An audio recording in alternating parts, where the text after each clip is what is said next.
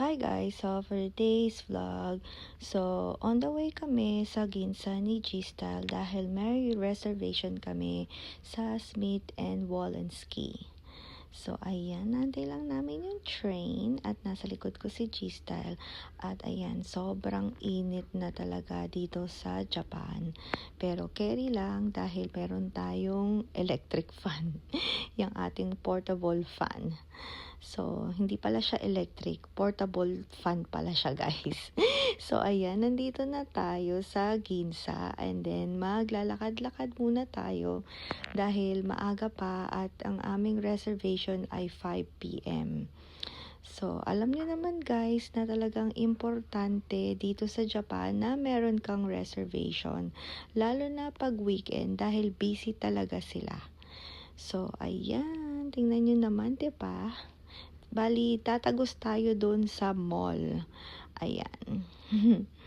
So, ayan. Tingnan nyo naman, parang mga branded pala dito itong mall na to. So, kung mahilig kayo sa mga luxury brand, meron sila dito.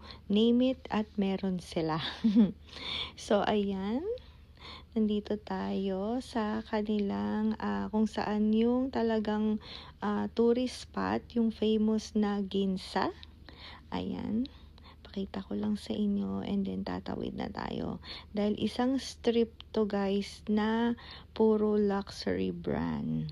At ito talaga ay sinasara yung road niya tuwing weekend. Ayan, dahil nga talagang dagsa ang mga tao. Namamasyal, nagsha-shopping, nagpipicture, kasi nandito rin yung pinakamalaking Uniqlo. Ayan. Meron ding GU dito guys na pinupuntahan ng ating mga kababayan. Ayan.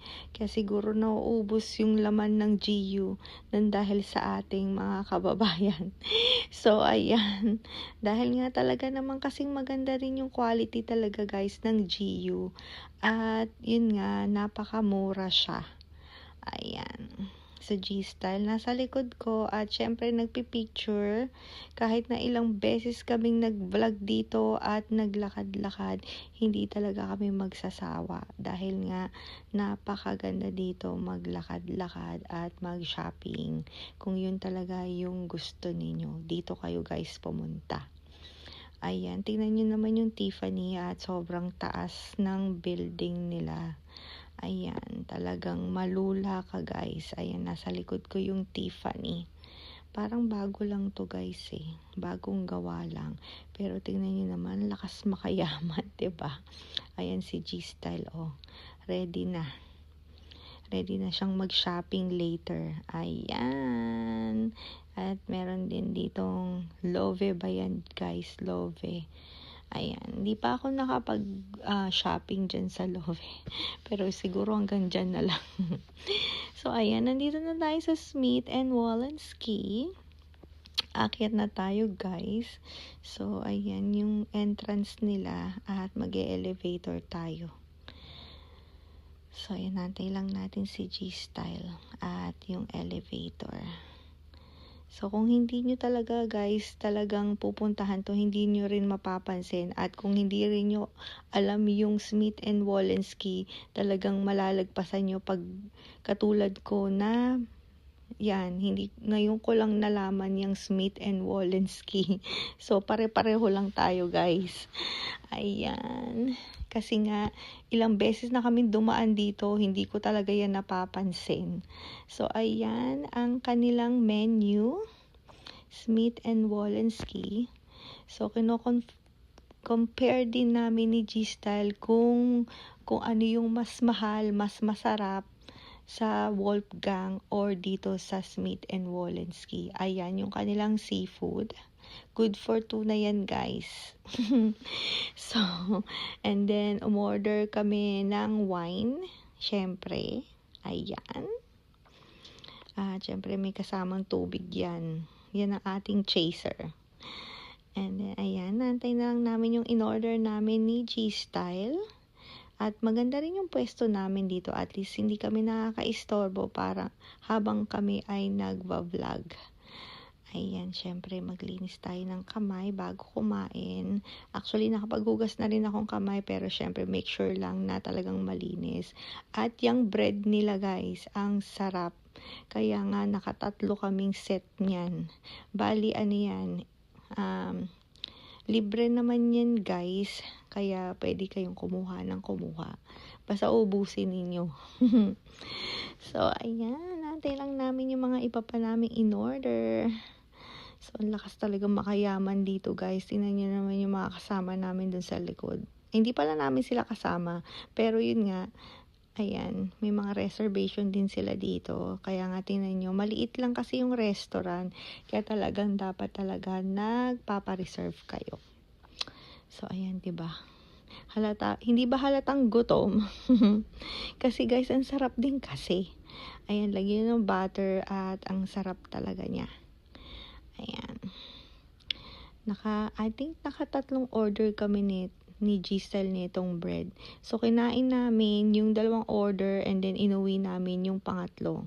So, ayan yung salad na in-order ni G-Style. Bali, ito, bawas na yan guys dahil nga nalagay na namin sa plate namin bago ko na video. And ito naman din yung parang crab something to eh. Nakalimutan ko yung tawag pero hindi namin yun nagustuhan dahil maasim. And then ito naman yung steak. Ayan. Ang aming steak ni G-Style. At hati na kami dyan dahil nga hindi rin naman talaga ako malakas kumain. Kaya sabi ko kay G-Style, umorder lang yung kaya nating ubusin. Dahil nga lagi talaga marami kaming na-order and then nauuwi lang sa pagti-take out. Dahil kahit mukha lang guys yung maliit yung portion ay mabigat talaga sila sa tiyan. Ayan. O, diba? Tingnan nyo naman yung waiter sa likod namin, diba? Lakas talagang makayaman dito, guys. Pero okay lang naman dahil kung yung suot ninyo, ayan, dapat semi-formal. Wala namang sinabing ganun yung suot. Pero syempre, kung pupunta kayo dito sa gantong lugar, ay mag-semi-formal naman kayo. Pero yun nga, basta ang importante din, may pambayad. So, ayan, tapos na kami kumain. At, ayun nga, tinanong kami kung coffee or tea. Syempre, tea, pangpababa ng kinain. Ayan. So, ayan guys, 'di ba? Busog na busog kami. Ayan, tinake out na namin yung iba kasi talagang hindi namin maubos. Mukha lang siyang konti. So, after naming kumain, ayan, nag-decide kaming maglakad-lakad dahil nga bloated na naman kami ni G-Style. At syempre, alam niyo naman kung saan kami pupunta. Syempre, kay Lululemon. Ayan. So, naghanap kami ng Lululemon dito malapit. So, ayan na, puntahan namin. Ayan, tinitingnan ko yung mga backpack nila kung ano yung bago dahil plano ko rin talagang bumili ng mas malaki. Ayan. So, para pag nagta-travel, yun ang gagamitin ko. Pero may nakita na ako guys, pero pinag-iisipan ko pa. Dahil nga, mas gusto ko mas malaki pa. So, ayan, ikot ko lang kayo kung anong meron sila dito. Actually, halos pareho lang din naman. Pero napansin ko lang din na medyo naglabas sila ng mas maninipis yung mga tela pang summer. Kasi nga, tingnan nyo naman, 'di ba? Yung iba kasi talagang long sleeve. Pero nung hinawakan ko guys, yung material ay mas manipis na siya. Compare nung winter, tsaka nung fall. Ayan. So, tara na guys, mag-shopping na kayo dito dahil ang daming magaganda. Ayan. At saka maganda talaga yung tela ng Lululemon compare sa iba. Dahil yun nga, hindi siya masyadong mainit sa katawan. At hindi siya yung dumidikit. 'Di ba may mga ganyan na parang dumidikit sa katawan mo yung tela. Hindi rin maganda yun pag summer. Pero yun nga, yung Lululemon talagang maganda yung material. So, ayan, nakabili na si G-Style. Ayan, bumili siya ng backpack niya. So, 'di ba kanina wala 'yan.